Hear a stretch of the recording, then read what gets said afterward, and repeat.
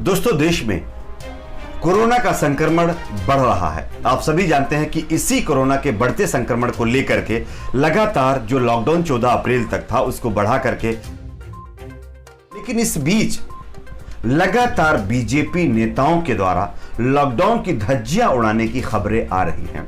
इससे पहले आप लोगों ने देखा होगा कर्नाटक में, उसके बाद उत्तर प्रदेश में, उसके बाद अब बिहार से खबर आ रही है, जहां एक तरफ अलग अलग राज्यों में फंसे हुए मजदूरों के बारे में कोई भी सुनवाई के लिए तैयार नहीं है, उनका हाल जानने के लिए कोई तैयार नहीं है। वहीं दूसरी तरफ बड़े बड़े नेताओं के बच्चे और नेताओं, उनके लिए लॉकडाउन के कोई मायने नहीं है। इसी को लेकर के अब बीजेपी अपने ही विधायक के किए हुए कारनामे पर फंसती हुई नजर आ रही है। थोड़ा विस्तार से इस खबर के बारे में आपको जानकारी देते हैं, लेकिन उससे पहले अगर आपको भी लगता है कि जो भी लॉकडाउन का उल्लंघन करता है, वो चाहे कोई भी हो, नेता हो या कोई राजनेता हो, उन सभी के ऊपर कार्रवाई होनी चाहिए बराबर, तो आप इस वीडियो को लाइक करें, चैनल को सब्सक्राइब जरूर कर दीजिए। अगर कोई गरीब घर से बाहर निकलता है तो उसके ऊपर पुलिस डंडा चला देती है। कई जगह पर तो आप लोगों ने देखा होगा, भूख की वजह से लोगों ने अपने आप को गंवा दिया।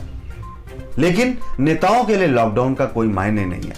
इससे पहले बिरयानी पार्टी हुई, उसके बाद कुमारस्वामी जो कि जेडीएस के हैं, उनके बेटे की शादी हुई, उसमें बाकायदा कर्नाटक के मुख्यमंत्री वीएस येदियुरप्पा शामिल हुए। उसके बाद उनको क्लीन चिट भी दे दी गई। और उसके बाद एक और आप लोगों ने देखा होगा, कलबुर्गी के चित्तापुर एरिया में बाकायदा एक मेले का जो है बड़ा आयोजन किया गया, जिसमें हजारों की तादाद में लोग जुड़े। तो क्या इनके लिए लॉकडाउन का कोई मायने नहीं है? क्या इनके लिए लॉकडाउन के प्रोटोकॉल को फॉलो करने का कोई नियम नहीं है? इसी से जुड़ा नवादा जिले के हिसुआ से बीजेपी विधायक अनिल सिंह को कोटा से अपनी बेटी को राजस्थान के कोटा से वापस लाने के लिए यात्रा पास जारी होने की खबर के सामने आते ही बिहार में हंगामा मच गया है। इसको लेकर राज्य सरकार को आलोचना का सामना करना पड़ रहा है और लगातार उनकी आलोचना हो रही है। अब बिहार सरकार की तरफ से इस मामले में जांच के आदेश दे दिए गए हैं। हाल ही में मुख्यमंत्री नीतीश कुमार ने कहा था कि देश के अलग अलग हिस्सों में फंसे लोगों की मांग पर सभी राज्य उन्हें वापस बुलाने लगे तो लॉकडाउन का मजाक बन जाएगा। लेकिन उनके ही राज्य में, उनके साथ ही पार्टी में, सरकार के साथ जो विधायक हैं वो लगातार लॉकडाउन की धज्जियां उड़ा रहे हैं। क्या उनके लिए कोई नियम कानून नहीं है? अधिकारियों पर गिर सकती है गाज, ऐसी भी खबर आ रही है। बताया जा रहा कि प्रदेश के ऊपर मुख्य सचिव आमिर सुबहानी ने कहा है कि निर्धारित मानदंडों के अनुसार सक्षम अधिकारी द्वारा पास जारी किया गया था या नहीं, इसकी जांच के लिए सामान्य प्रशासन ने आदेश जारी कर दिया है। उन्होंने कहा कि पास जारी करने में किसी भी विसंगति का पता चलने पर संबंधित अधिकारियों के खिलाफ कार्रवाई की जा सकती है। लेकिन सवाल तो यह है, वो तो बाद में इन्वेस्टिगेशन होगा, और इन्वेस्टिगेशन में क्या होता है नेताओं के ऊपर आप सभी जानते हैं। लेकिन नेताओं को लगातार छूट मिलती जा रही है, उनके बच्चों को लगातार छूट मिलती जा रही है, उनको बाकायदा स्पेशल बसेस से, एसी बसेस से उनके घर पे पहुंचाया जा रहा है। लेकिन मजदूर भाई, गरीब इंसान कौन है उसका सुनने वाला? उसके लिए कोई मतलब जो है राय की बात नहीं है, उसके लिए कोई किसी भी तरह की रियायत नहीं दी जाती है। और बड़े बड़े लोगों के लिए कोई नियम कानून नहीं है। स्पेशली बीजेपी के नेता तो लगातार इसकी धज्जियां उड़ा रहे हैं। लेकिन मीडिया में पसरा हुआ है सन्नाटा। मीडिया तो अगर यहां पर किसी के सर पे टोपी लगी होती, वो एमएलए होता, तो लगातार दिन रात अखाड़ा, घड़ी, मुठभेड़, ऐसे डिबेट्स चलते। लेकिन आज यहां पर पूरी तरह से पसरा हुआ है सन्नाटा। बढ़ते हैं अगली बड़ी खबर की तरफ। कहते नहीं है, जब आप किसी के साथ बुरा करते हैं, बुरा सोचते हैं, तो आपके साथ भी बुरा ही होता है। और इसी तरह से मीडिया के साथ भी होना शुरू हो गया है।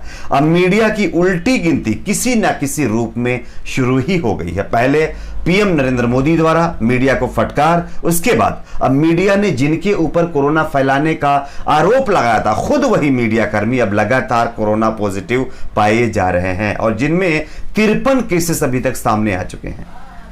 खबर आ रही है कि मुंबई में कम से कम 53 मीडिया कर्मियों में कोरोना वायरस का संक्रमण मिला है।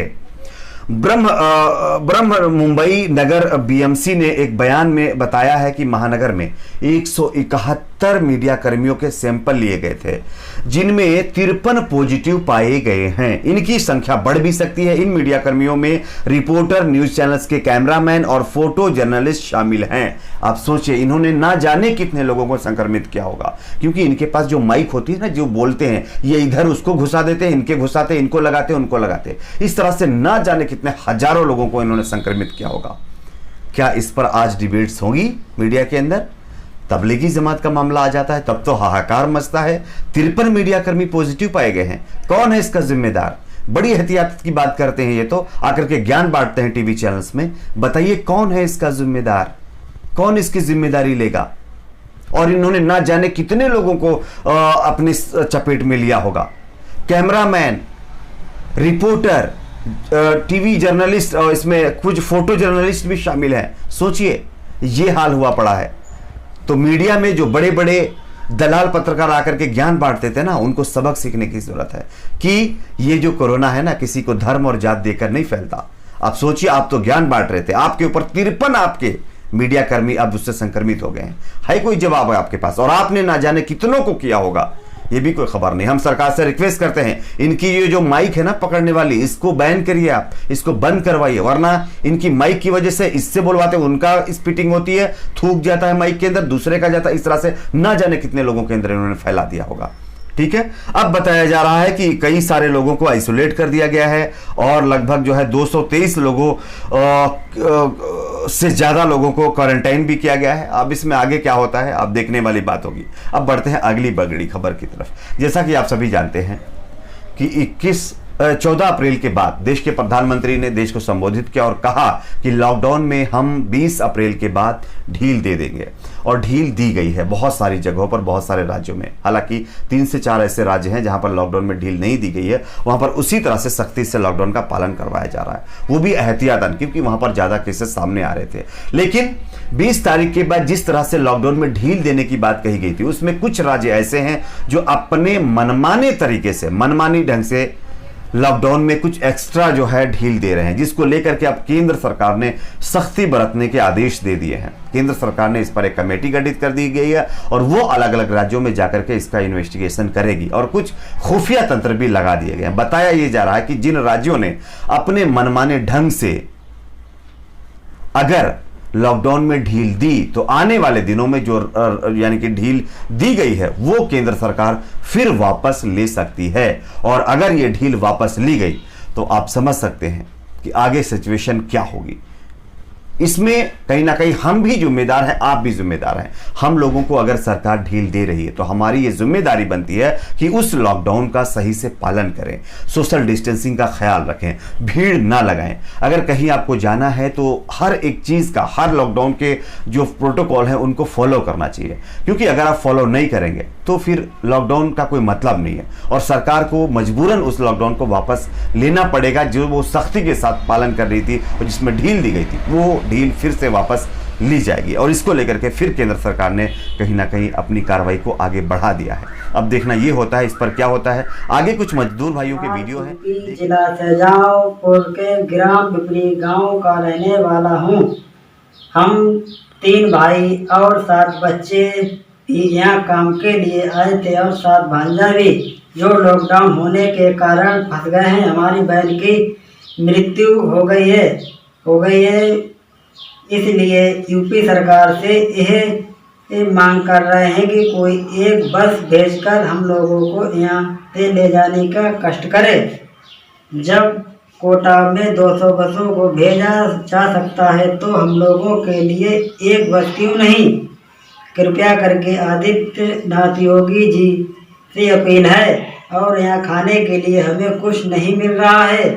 जल्द से जल्द इस कार्रवाई को पूरा करें। मैं रेवाड़ी जिला में बस स्टैंड के पास पायलट चौक गली नंबर 5 में रह रहा हूँ। कृपया जल्दी से इस पे कार्रवाई होनी चाहिए। सहायता कीजिए।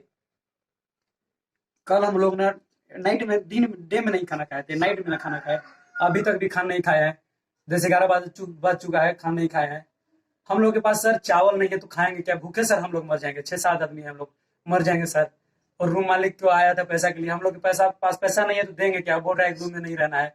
तो दुकानदार के पास पैसा बहुत ज्यादा हो चुका है, वो पैसा नहीं, कुछ नहीं दे रहा है खाने के लिए हम लोग पास। कल गए थे हम लोग लेने के लिए, बोल रहा है पैसा रहेगा तभी होगा। बाबू ऐसा नहीं होगा, पैसा नहीं है तो देंगे क्या उसके पास सर? हम लोग भूखे हैं सर, मर जाएंगे। देखिए सर हमारे किचन में कुछ नहीं है, चावल नहीं है, गैस खाली पड़ा हुआ है सर, कुछ नहीं है, देख लीजिए सर।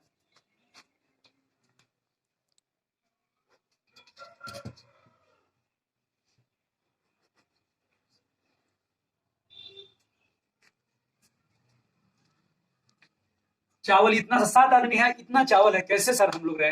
पता नहीं, लग रहा है क्या करे, आत्महत्या करे, क्या करे, फांसी लगा दे साला, क्या करे? इतना भूखे हम लोग है। 1 महीना काम किए थे वो कंपनी में, 15-16 दिन काम किए थे, 1 में नहीं, 1-1.5 महीना हो चुका है। वीडियो को उम्मीद करता हूं आप लाइक शेयर जरूर करेंगे। मिलते हैं कुछ और खबरों के साथ।